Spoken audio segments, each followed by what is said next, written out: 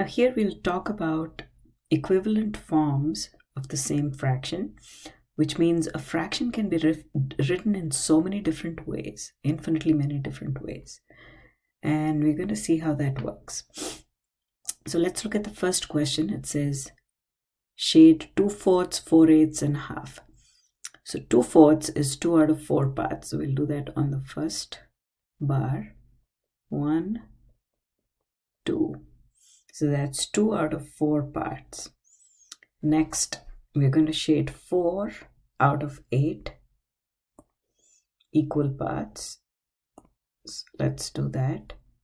1, 2, 3, 4 out of 8 equal parts. So this is 2 out of 4 equal parts. This is 4 out of 8 equal parts, and then 1 out of 2 equal parts. Let's shade that, and we have this 1 whole divided into 2 equal parts, and we're going to shade 1. Notice that they all mean the same thing. 1/2 is the same as, sorry, this is 2/4. 1/2 is equal to 2/4 is equal to 4/8. All fractions mean the same thing. All 3 fractions mean the same thing, which means they are equivalent forms of the same fraction. Now, how do we show if 2 fractions are equivalent, which means they're just the same value written in 2 different ways? So what we do is called cross multiplications. A cross multiplication can be only across the equal to sign. So 3/8, if we assume, is equal to 2/8, we multiply across the equal to sign. Notice that we have to see an equal to in between when we cross multiply. The 8 on the right side goes up and gets multiplied to 3. The 8 on the left, I'm sorry, that should be a 12. The 12 on the left gets multiplied to the 2 on the right. 8 3s are 24, 12 2s are 24. Both sides of the equation are exactly the same. That tells us that the 2 fractions are equivalent. So let's do this one. 6/9 equals 2/3. We multiply across the equal to sign, that is cross multiplication. The 3 goes up to the left side and gets multiplied to 6. The 9 in the denominator from the left goes up on the right side and gets multiplied to 2. So that notice that the arrows go from down to up. They point upwards. 6 3s are 18, 9 2s are 18. If the 2 sides are equal, that tells us that the 2 fractions are equal. 6/9 is an equivalent form of 2/3. Now, if we're given 2 fractions, how do we check for equality? So what we do is we make an assumption that the 2 are equal. Just assume that they're equal. If our assumption is false, then we will find out at the end. Then, of course, we cross multiply to check. The 9 gets multiplied to 1 on the left. The 4 on the left gets multiplied to the 2 on the right. 9 equals 8. Now that is a wrong statement. So we go back and conclude that our assumption was wrong, which means 1/4 is not equal to 2/9. So we check for equivalency by cross multiplication. Now let's check if 4/15 we'll assume is equal to 12/15. We'll check by cross multiplication. go across and multiply the 4 with the 15, the 12 with the 15. So 12 times 15 is 180.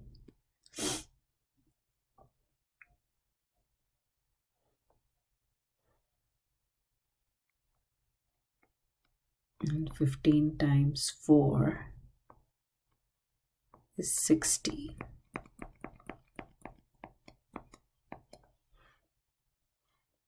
So this tells us that we have to go back and conclude that the two are not equal. And we could have kind of guessed that because both the denominators are the same, and 4 parts out of 15 equal parts can never be equal to 12 parts out of 15 equal parts. Simplifying fractions to the lowest terms. Now this is important. Now, if we have a 50 over 100, we'd rather write it as a half, which means we have to learn how to reduce fractions to the lowest terms, so they're in the simplest or the lowest terms. So now, this is what we need to do. 7 times 3 is 21. Break it down into its factors. 8 times 3 is 24. If there is a common factor, we want to cancel it. And we're going to write down whatever is left as long as it is in the lowest terms. 7 is a prime, and 8 does not have 7 as a factor. So even if we break it down further, it's not going to help much. 8 is 2 times 2 times 2, but that's not going to cancel with anything in the numerator. So this is the fraction 21 over 24 in the lowest terms. Let's look at 84 divided by 126. 84 is divisible by 2 for sure. And it's also divisible by 4, as you can see. 4 times 2 is 8, 4 times 1 is 4. So let's divide by 4. 4 times 2 is 8. Bring the 4 down. Each digit is divisible by 4, so it was easy to see that the number is divisible by 4. 4 times 1 is 4. We subtract to get a 0. What that means is 4 times 21 is equal to 84. Now 126 is divisible by 2 because it's even, but let's see if it is divisible by a larger number. Let's add the digits, and this will tell us if it is divisible by 3 or 9. So 126, when you add up the digits, is equal to 9. 9 divides 9. So what does that tell us? We can divide 126 by 9.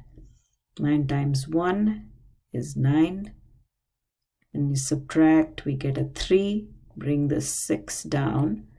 9 times 4 is 36. We subtract to get a 0.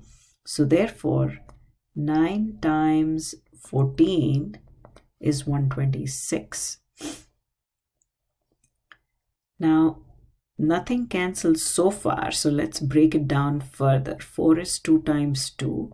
21 is 7 times 3. So we are breaking each number down further to see if something in the numerator cancels with something in the denominator. 3 times 3 is 9. 7 times 2 is 14. Now we are ready to cancel. Now that we've broken down all the factors, the 7 cancels with the 7. One of the 2's gets cancelled and one of the 3's gets cancelled, and we are left with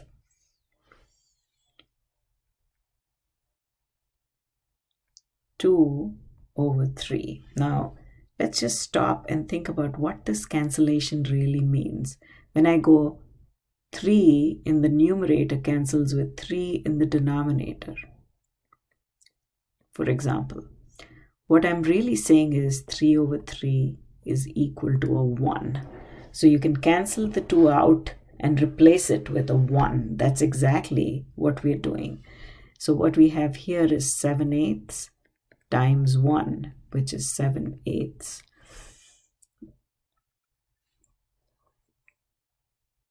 Two over 3 was the final answer for the last one. Now let's look at this. 39 is not an even number, so we know 2 does not divide. 9 plus 3 is 12. 3 divides 12 because 3 times 4 is 12. So we know that 3 goes into 39. 3 goes once into 3. Subtract to get a 0. Bring the 9 down. 3 times 3 is 9. And we are not surprised that the remainder is 0 because we knew that 3 divides 39. 3 goes 13 times into 39, which means 3 times 13 is 39. 130 is 13 times 10 because 10 divides 130. So now let's just cancel the 13 to get 3 over 10. Now there's no point in breaking down the 10 because we know that 3 does not go into 10.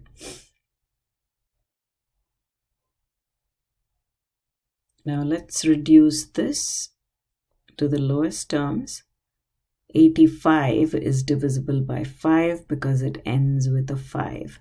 So let's divide 85 by 5. 5 times 1 is 5. Subtract to get a 3.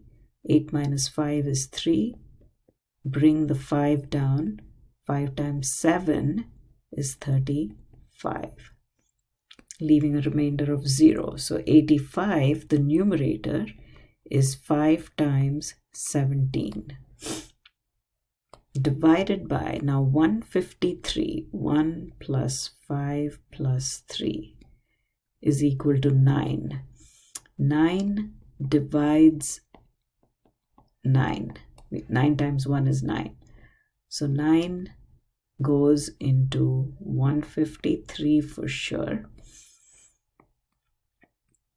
We subtract, bring the 5 down. 9 times 1 is 9. We subtract to get a 6. Bring the 3 down. 9 times 7 is 63. We subtract to get a 0. So 9 times 17 is 153. Now we didn't really see this coming, right? Because 17 was a factor that was hiding in here. 17 was a factor that was hiding in the denominator as well. So we were able to see that at the end only because we factored both the numbers. So even if you don't see a common factor right away, just break it down to see if you can find these hidden common factors. So 17 over 17 is a 1, and that gives us 5 over 9. So now we'll do the rest in the next part.